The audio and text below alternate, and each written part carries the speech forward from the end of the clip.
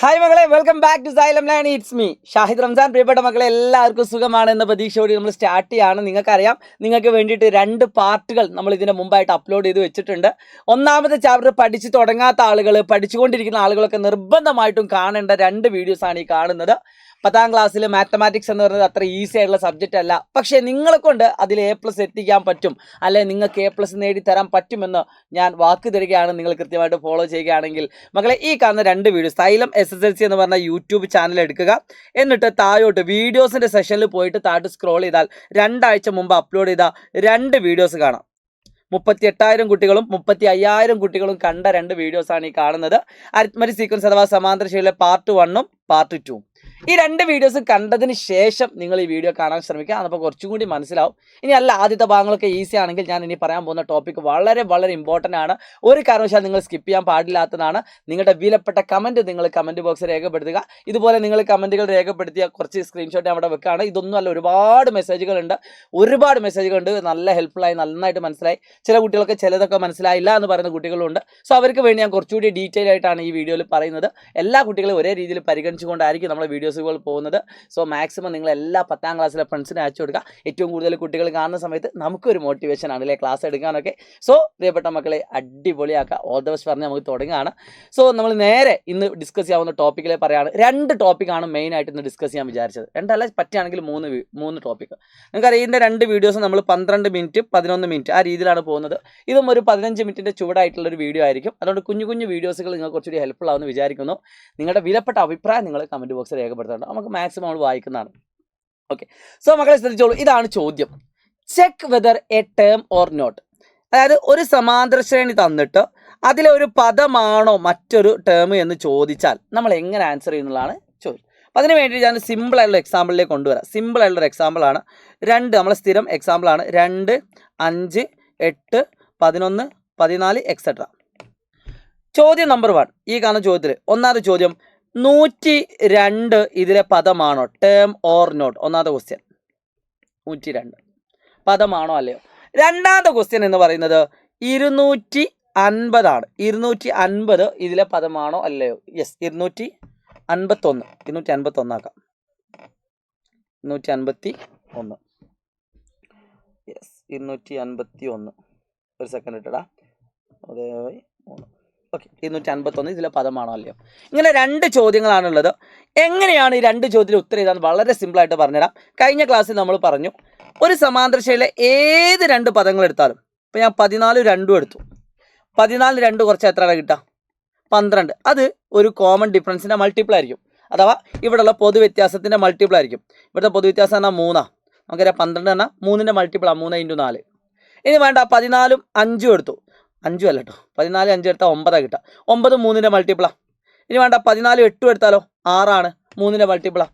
14 11 എടുത്താലും 3ൻ്റെ മൾട്ടിപ്പിളാണ്. 11 5 എടുത്താലും എന്താണ്, 3ൻ്റെ മൾട്ടിപ്പിളാണ്.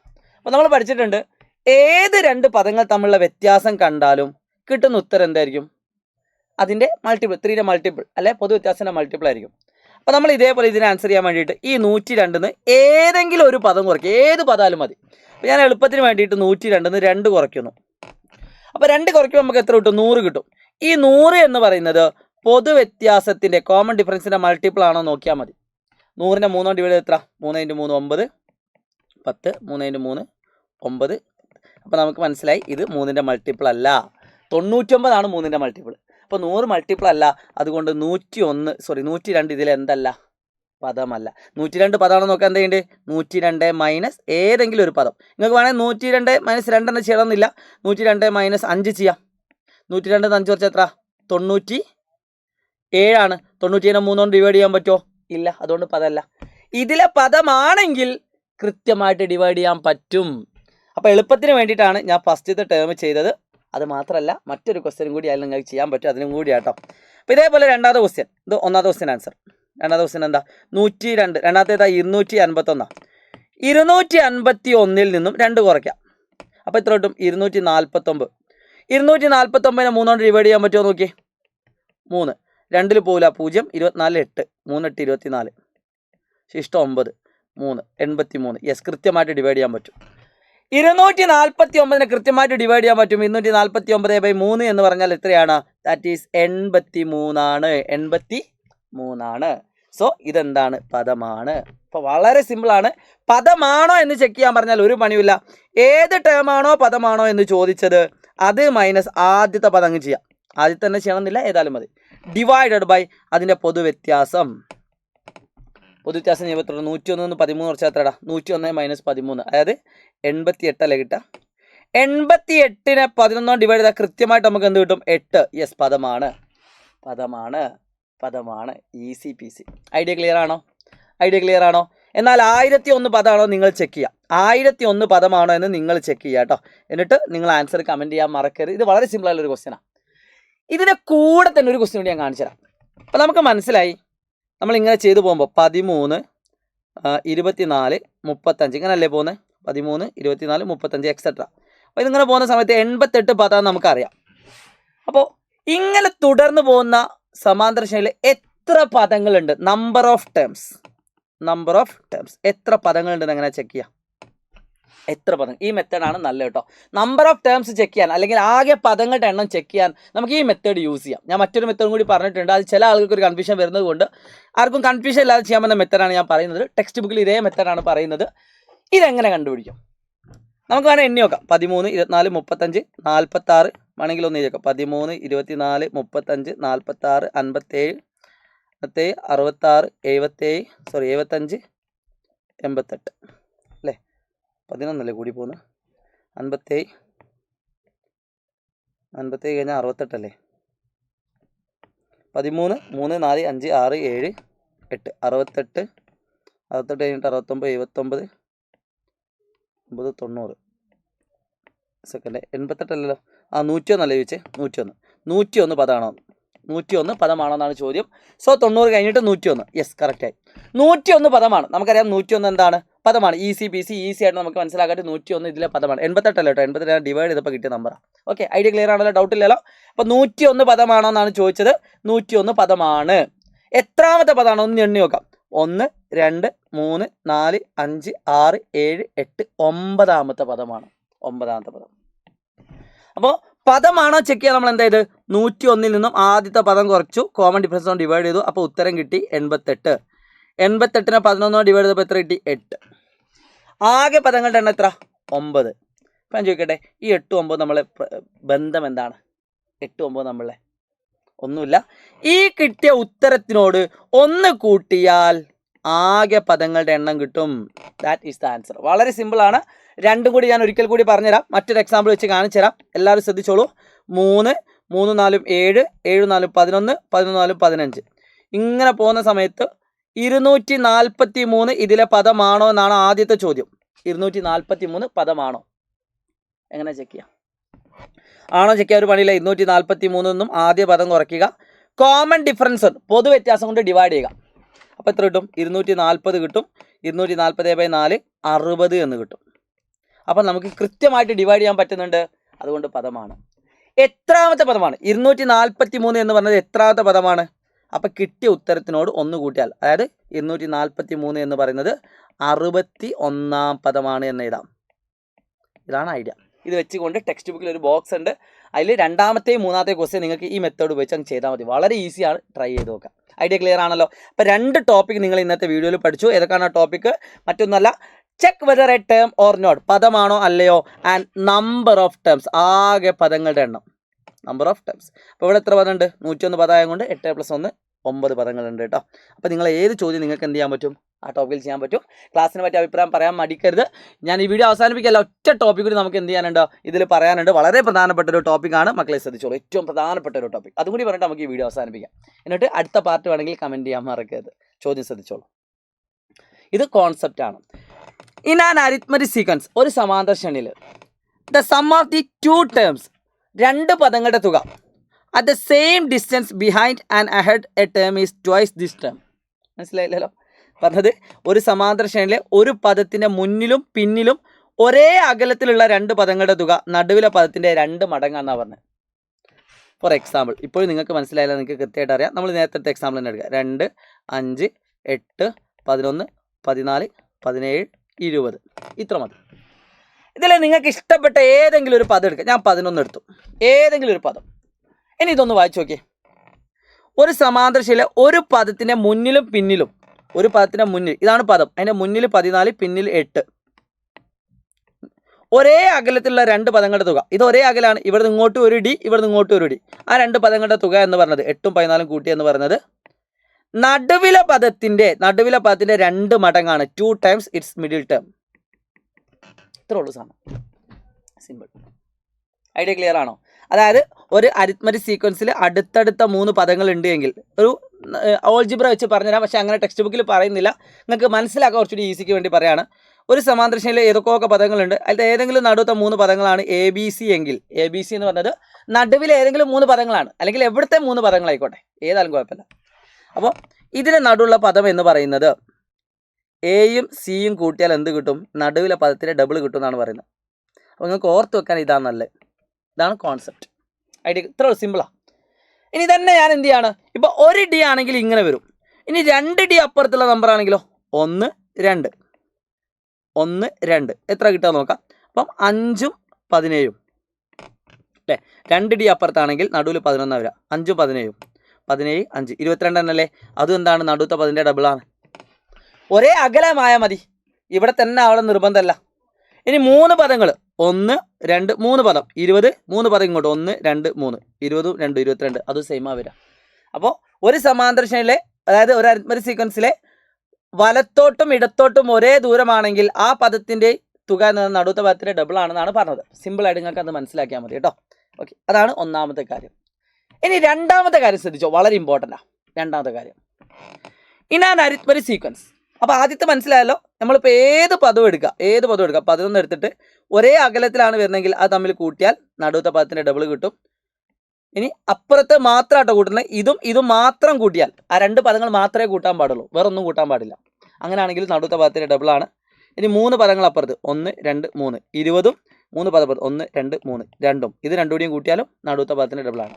ആ 2 പദങ്ങൾ മാത്രം കൂട്ടുന്ന സമയത്ത് നടുവിലെ പദത്തിന് ഡബിൾ കിട്ടുന്നു.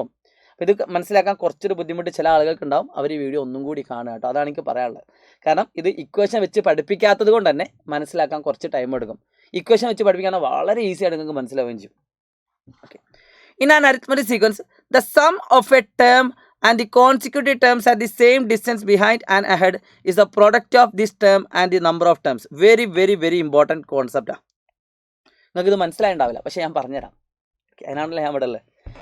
ഒരു സമാന്തര ശ്രേണിയിലെ ഒരു പദത്തിൻ്റെയും അതിൻ്റെ മുന്നിലും പിന്നിലും തുടർച്ചയായി ഒരേ എണ്ണം പദങ്ങളുടെ തുക. ഫോർ എക്സാമ്പിൾ ഞാനിപ്പോൾ എടുക്കുകയാണ്. 2 5 8 11 14 17 20 23 3 3 6 23 26. മൊത്തം എത്ര പദം ഉണ്ട് നോക്കുക. 1 2 3 4 5 6 7 8 9. ഒറ്റ സംഖ്യ ആണെങ്കിൽ, ആകെ പദങ്ങളുടെ എണ്ണം ഒറ്റ സംഖ്യ ആണെങ്കിൽ മാത്രമേ നടുവിൽ ഒരു പദം ഉണ്ടാവുള്ളൂ. നടുവിൽ പദം ഉണ്ടാവും. അപ്പോൾ ഫോർ എക്സാമ്പിൾ 4 വിരലെടുത്തു, ഇതിന് നടുവിലൊരു വിരലുണ്ടോ? ഇല്ല. 5 വിരലെടുക്കുമ്പോൾ നടുവിലൊരു വിരലുണ്ട്. ഞാൻ 3 വിരലെടുത്തു, നടുവിലൊരു വിരലുണ്ട്. 6 വിരലെടുത്തു, നടുവിൽ ഒറ്റ വിരലുമില്ല, 3 എണ്ണം ഇവിടെ 3 എണ്ണം ഇവിടെ. 7 വിരലെടുത്തു, നടുവിലൊരു വിരലുണ്ട്. 8 വിരലെടുത്തു, നടുവിൽ ഒറ്റ വിരലുമില്ല. 9 വിരലെടുത്തു, നടുവിലൊരു വിരലുണ്ട്, 5ാമത്തെ വിരൽ. അപ്പം പദങ്ങളുടെ എണ്ണം ഒറ്റ സംഖ്യ ആണെങ്കിൽ മാത്രമേ നടുവിൽ വിരലുണ്ടാവും, നടുവിൽ പദം ഉണ്ടാവുള്ളൂ. ഒരു സമാന്തര ശ്രേണിയിലെ ഒരു പദം, ഞാനിപ്പോൾ 11 തന്നെ പദമായിട്ട് എടുത്തു എന്ന് വിചാരിച്ചു, അല്ലേ വേണ്ട 14 എടുക്കുക അല്ലേ. 14 പദമായിട്ട് എടുത്തു, ഒരു പദം എടുത്തു, എനിക്ക് ഇഷ്ടപ്പെട്ട ഏതെങ്കിലും പദം എടുത്തു. അതിൻ്റെ മുന്നിലും പിന്നിലും തുടർച്ചയായി ഒരേ എണ്ണം പദങ്ങളുടെ തുക. ഇവിടെ നിന്ന് ഇങ്ങോട്ട് 1 2 3 എടുത്തു എന്ന് വിചാരിച്ചു. ഇവിടെ നിന്ന് ഇങ്ങോട്ട് 3 1 2 3 4 എടുക്കാം. ഇവിടെ 4 എടുക്കാം, 4 എടുത്തു 3 3 2 2 4 4. അത് എന്ന് പറയുന്നത് ഇവിടെ നിന്ന് ഇങ്ങോട്ടുള്ള 4 നന്നായിട്ട് ശ്രദ്ധിക്കണേ, കോൺസെപ്റ്റ് ആണ്. ഇവിടെ നിന്ന് ഇങ്ങോട്ടുള്ള 4 ഇവിടെ നിന്ന് ഇങ്ങോട്ടുള്ള 4 ഒരു പദത്തിൻ്റെയും അതിൻ്റെ മുന്നിലും പിന്നിലും തുടർച്ചയായി ഒരേ എണ്ണം പദങ്ങളുടെ തുകയും എന്ന് പറയുന്നത് നടുവിലെ പദത്തിൻ്റെയും മൊത്തം പദങ്ങളുടെ എണ്ണത്തിൻ്റെ ഗുണനഫലമാണ്. സിമ്പിളായിട്ട് പറയുകയാണെങ്കിൽ ഇതെല്ലാം കൂടി കൂട്ടിയാൽ അതാണ് പറഞ്ഞത്, ഒരു പദത്തിൻ്റെയും അതിൻ്റെ മുന്നിലുള്ള പദങ്ങളും പിന്നിലുള്ള പദങ്ങളും ഒരേ അകലത്തിൽ വരുന്ന എണ്ണാണ്. ഇവിടേക്കും 4 ഇവിടേക്കും 4. അപ്പോൾ ഇതെല്ലാം കൂടി കൂട്ടി എത്ര കിട്ടുക? ഇതെല്ലാം കൂടി കൂട്ടിയാൽ നിങ്ങൾക്ക് വേണേൽ കൈ കൊണ്ട് എടുത്ത് കണക്ക് കൂട്ടി നോക്കാം. ഞാൻ വേണേൽ കാണിച്ചു തരാം. എത്ര കിട്ടുക? 26ഉം 23ഉം 40, 49, 59, 69, 69, 76, 86, 90, 100, 111, 111 കിട്ടും, 119, 124, 124, 2, 126 ഇത് കൂട്ടിയാൽ കിട്ടാം. പക്ഷെ നിങ്ങൾ എന്ത് ചെയ്യണ്ട, ഇതിങ്ങനെ കൂട്ടേണ്ട ആവശ്യമല്ല. അതിന് പകരം നിങ്ങൾക്ക് എന്ത് ചെയ്യാം, ഇതിൽ പറഞ്ഞിട്ടുണ്ട് അതിലെ തുക എന്ന് പറയുന്നത് നടുവിലെ പദം 14 നടുവിലെ പദത്തിൻ്റെയും ആകെ പദങ്ങളുടെ എണ്ണത്തിൻ്റെയും ഗുണനഫലം. ആകെ പദങ്ങൾ എത്ര 9 1, 2, 3, 4, 5, 6, 7, 8, 9. അപ്പോൾ 9 14 × 109 ചെയ്ത് എത്ര? ഇതാണ് കോൺസെപ്റ്റ്. ഈ രണ്ട് കോൺസെപ്റ്റും വൃത്തിയായിട്ട് പഠിക്കാൻ മക്കളെ. ഞാൻ ആദ്യം മുതൽ ഒന്നും കൂടി കാണിക്കുന്നു, മറ്റൊരു എക്സാമ്പിൾ വെച്ച് ശ്രദ്ധിച്ചോളൂ. 3A + 4A + 7A + 3A + 4A + അല്ല 3 3 3 7 11 15 19 23 27 31 35. ഓക്കെ, ഇത്രയുണ്ട്. 1 2 3 4 5 6 7 8 9 എണ്ണം. നമുക്ക് വേണമെങ്കിൽ 2 എണ്ണം കുറയ്ക്കാം. ആദ്യത്തെ കോൺസെപ്റ്റ് എന്താ? ഒരു പദം എടുത്തു, നടുവിൽ ഏതെങ്കിലും ഒരു പദം എടുത്തു, ഒരേ അകലം. ഇപ്പം 2 പോയിന്റ് അപ്പുറത്ത് 23, 2 പോയിന്റ് ഇപ്പുറത്ത് 7, 23 7 മാത്രം കേട്ടോ കൂട്ടുന്നത്. 23 + 7 അത് എന്ന് പറഞ്ഞാൽ നടുവത്തെ പദത്തിൻ്റെ ഡബിളാ. 5 × 2 റെഡിയാണ്, 30. ഇനി 3 പദം അപ്പുറത്താണ് എടുക്കണമെങ്കിലോ 1 2 3 27 3 പദം 1 2 3 27 3 എടുത്താലും എന്തെന്നെ 30 തന്നെ, നടുവത്തെ പദത്തിൻ്റെ ഡബിൾ. അതാണ് ആദ്യത്തെ കോൺസെപ്റ്റ്. രണ്ടാമത്തെ കോൺസെപ്റ്റ് എന്താ? നടുവിലെ പദത്തിൻ്റെ നിന്നും ഒരേ അകലം 1 2 അകലം വരെ. അപ്പോൾ ഇവിടെ 1 2 അകലം വരെ 1 2. അപ്പം ഞാൻ ഈ 5 നമ്പർ മാത്രമാണ് കൂട്ടുന്നത് വിചാരിച്ചോ. 5 നമ്പർ മാത്രം, 2 എണ്ണം അങ്ങോട്ട് 2 എണ്ണം അങ്ങോട്ട്. ഇതെല്ലാം കൂടി കൂട്ടി എത്ര കിട്ടുക? 7A + 11A + 15A + 19A + 23. ഇതൊരിക്കലും നിങ്ങൾ എന്ത് ചെയ്യണ്ടെന്നാണ് പറഞ്ഞത്? മൊത്തത്തിൽ കൂട്ടണ്ട. പകരം എന്ത് ചെയ്യാം, നടുവിലെ പദം ഏതാണോ അത് ഇൻറ്റു ആകെ പദങ്ങളുടെ എണ്ണം ചെയ്താൽ മതി. ആകെ 5 പദമുള്ളത്. സോ 15 50 5 5 25 75 ആയിരിക്കും ഇതിൻ്റെ ആൻസർ ഉണ്ടാവും. അപ്പോൾ ഇതിനെ ഞാൻ എങ്ങനെ ഇതാണ് നിങ്ങൾക്ക് മനസ്സിലായി, ഈസി ആയിട്ട് മനസ്സിലാക്കാൻ വേണ്ടി ഒരു ട്രിക്ക് പറയാണ്. 5 പദങ്ങളുടെ തുക എന്നാൽ ആദ്യത്തെ 5 പദങ്ങളുടെ തുക. ആദ്യത്തെ 5 പദങ്ങളുടെ തുക എന്ന് പറഞ്ഞാൽ നടുവിലെ പദം ഇൻറ്റു നടുവിലെ പദം. അതെങ്ങനെയാണ് കിട്ടുക നടുവിലെ പദം? അപ്പോൾ 5 പദങ്ങളുടെ ഇതാണ് 5 പദങ്ങൾ തന്നു കേട്ടോ. ഈ 5 പദങ്ങൾ 7 11 15. അപ്പോൾ ഈ 5നോട് 1 കൂട്ടുക. 5നോട് 1 കൂട്ടിയ എത്ര? 6. അതിൻ്റെ പകുതി എത്ര? 3. അപ്പം മൂന്നാമത്തെ പദമായിരിക്കും നടുവിലുണ്ടാവുക. മൂന്നാമത്തെ പദം അത് ഇൻറ്റു ആകെ പദങ്ങളുടെ എണ്ണം അങ്ങ് ചെയ്താൽ മതി. ഇതാണ് ഇക്വേഷൻ. ഈസി ആയിട്ട് മനസ്സിലാക്കാനുള്ള ട്രിക്കാണ് ഞാൻ പറയുന്നത്. 5 പദങ്ങൾ ഉണ്ട് എങ്കിൽ അതിന് നടുവിലൊരു പദം ഉണ്ടാവും. അത് മൂന്നാമത്തെ പദമായിരിക്കും. നോക്കിക്കോ, 1 2 3 മൂന്നാമത്തെ പദമാണ് നടുവിലുണ്ടാവുക. അത് ഇൻറ്റു ആകെ പദങ്ങളുടെ എണ്ണം ചെയ്താൽ മതി. ഇനി ഇതേ ചോദ്യം ആദ്യത്തെ 7 പദങ്ങളുടെ തുക ആണെങ്കിലോ? ഇതേ ചോദ്യം ആദ്യത്തെ 7 പദങ്ങളുടെ തുക. ഇത് മൊത്തത്തിൽ 1 2 3 4 5 6 7 7 പദങ്ങളുടെ തുക എന്ന് പറഞ്ഞാൽ 7നോട് 1 കൂട്ടുക 8. അതിൻ്റെ പകുതി 4. ഓക്കെ, എപ്പോഴും ഞാൻ മെത്തേഡ് പറയും, അതിൻ്റെ കൂടെ ട്രിക്കും പറയും. ഈ ട്രിക്ക് വെച്ച് നിങ്ങൾ ചെയ്യാം കേട്ടോ. 7 പദങ്ങളുടെ തുക എന്ന് പറഞ്ഞാൽ നടുവിലെ പദം ഇൻറ്റു ആകെ പദങ്ങളുടെ എണ്ണം. ആകെ പദങ്ങളുടെ എണ്ണം 7 അപ്പോൾ എന്ത് കിട്ടും? നടുവിലെ പദം എന്നാൽ നാലാമത്തെ പദം 1 2 3 നാലാമത്തെ പദം 15 ഇൻറ്റു 7 10 7 5 35 105 ആൻസർ. ഇനി ഞാൻ ഇതേ ചോദ്യം വേണേൽ എക്സ്റ്റെൻഡ് ചെയ്യും. 23 കഴിഞ്ഞ് 31 35 മൊത്തം 9 പദങ്ങളുണ്ട്. 9 പദം 9 പദങ്ങളുണ്ടെങ്കിൽ 9നോട് 1 കൂട്ടുക 10 10ൻ്റെ പകുതി 5. അഞ്ചാമത്തെ പദമായിരിക്കും നടുവിൽ വരിക ഇൻറ്റു ആകെ പദങ്ങളുടെ എണ്ണം 9. ആകെ പദങ്ങളുടെ എണ്ണം 9. ഈ കാണുന്ന ചോദ്യത്തിൽ അഞ്ചാമത്തെ പദം ഏതാ? 1 2 3 4 5 19. 19 ഇൻറ്റു 9 90 9 91 9 170. കൺകൂട്ടി എന്നോ മിസ്റ്റേക്ക് ഉണ്ടോ നോക്കാം. സോ ഇതാണ് ഇതിൻ്റെ ബേസിക് ഐഡിയ എന്ന് പറയുന്നത്. വളരെ ഇമ്പോർട്ടൻ്റ് ആണ് മക്കളെ, ശ്രദ്ധിച്ചോളൂ.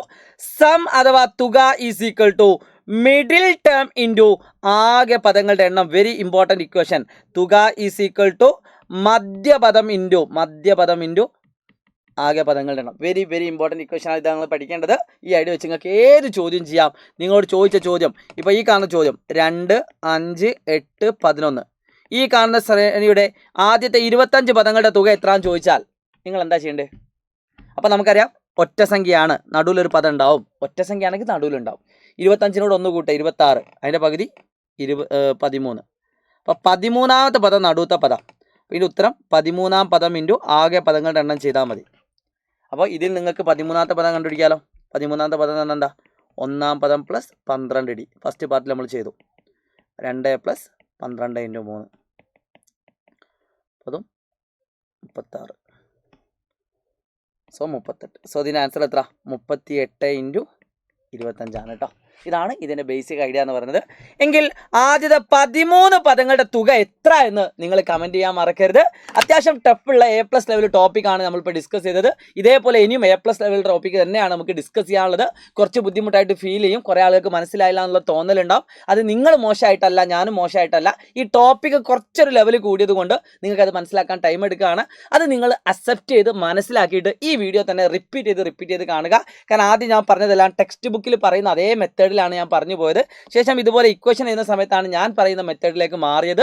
അപ്പോൾ ചിലപ്പോൾ നിങ്ങൾക്ക് കുറച്ചുകൂടി ഈസി ആയിട്ട് ഫീൽ ചെയ്തിട്ടുണ്ടാവും. തീർച്ചയായിട്ടും അങ്ങനെ ഈസി ആക്കി ഫീൽ ചെയ്തിട്ടോ എല്ലാ സബ്ജക്റ്റിലും നിങ്ങൾ A+ നേടിത്തരിക, മാത്തമാറ്റിക്സ് സ്പെഷ്യലായിട്ട് ഫുൾ മാർക്കിലേക്ക് എത്തിക്കുക എന്നത് തന്നെയാണ് എൻ്റെ എയിം എന്ന് പറയുന്നത്. സോ ആ എയിമിൽ നിങ്ങളും കൂടെ ഉണ്ടാവണം. Wish you all the best guys. It's me Shahid Ramzan pro silent learning. അടുത്ത പാർട്ട് വേണമെങ്കിൽ കമൻറ്റ് ചെയ്യാൻ മറക്കരുത്. All the best. ബൈ.